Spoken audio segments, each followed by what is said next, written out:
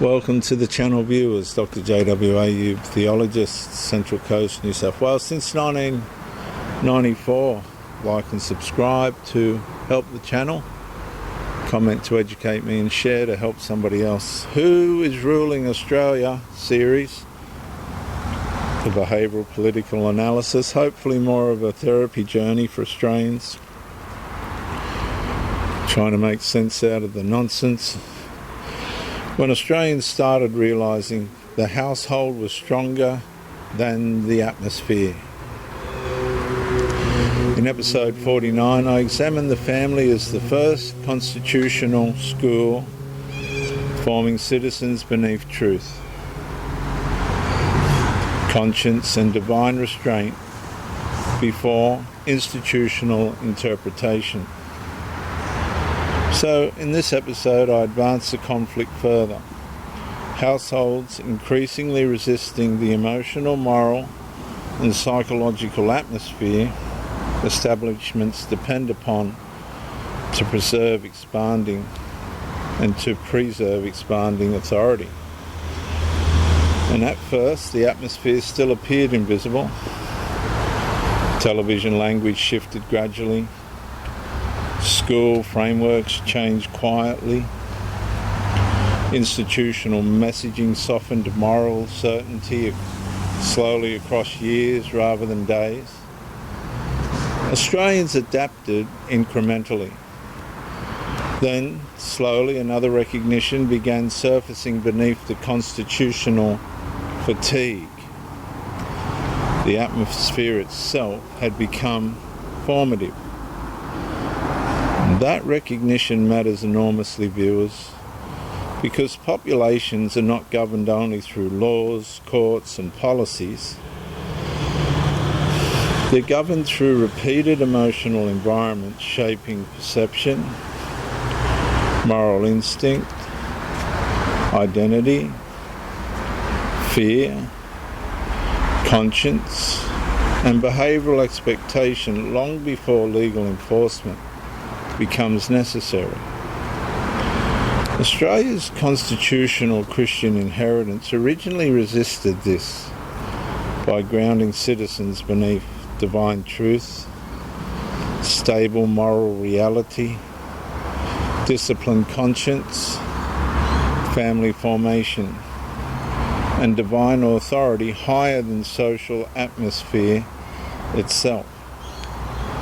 And that grounding created internal resistance against mass emotional conditioning.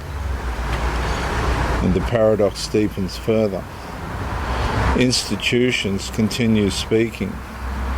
Well-being, inclusion, emotional safety, compassion, and democratic unity, while saturating public life with moral uncertainty, identity instability, behavioural intimidation, psychological dependency, and administrative interpretation replacing inherited constitutional confidence.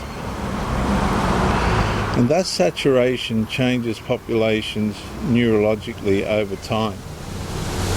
Citizens begin absorbing atmosphere before evaluating truth. Emotional pressure begins outweighing conscience. Social permission begins overriding moral conviction. Institutional language increasingly replaces internally grounded judgment.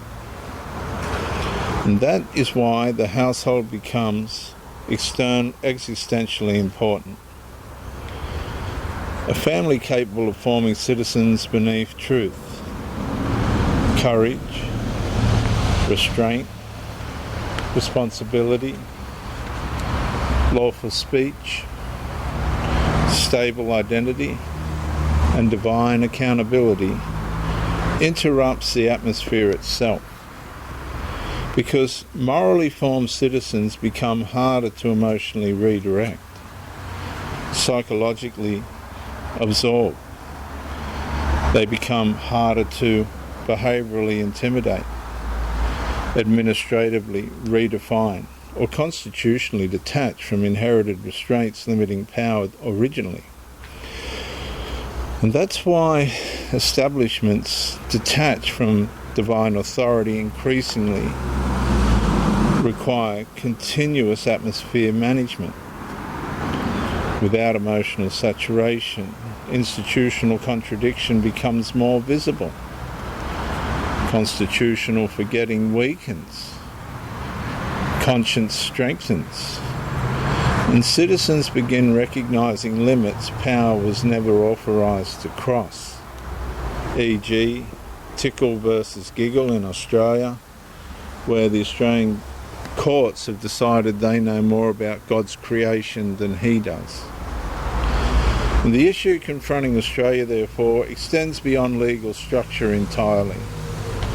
The deeper issue is whether households can still form citizens strong enough to recognise truth independently of institutional atmosphere engineered to emotionally mediate reality itself. And that's where lawful recovery accelerates.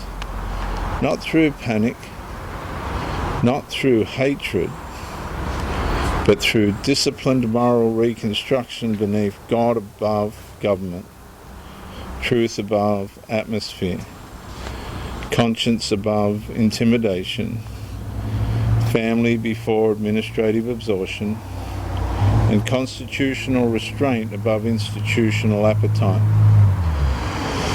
And somewhere beneath the emotional saturation, another truth steadily emerges. Australia becomes progressively harder to govern through psychological atmosphere once households begin forming citizens whose conscience remains anchored beneath divine truth rather than establishment-managed emotional reality. I'm Dr. J.W. Ayub, theologist since 1994. Like and subscribe to help the channel, comment to educate me, and share the video to help somebody else.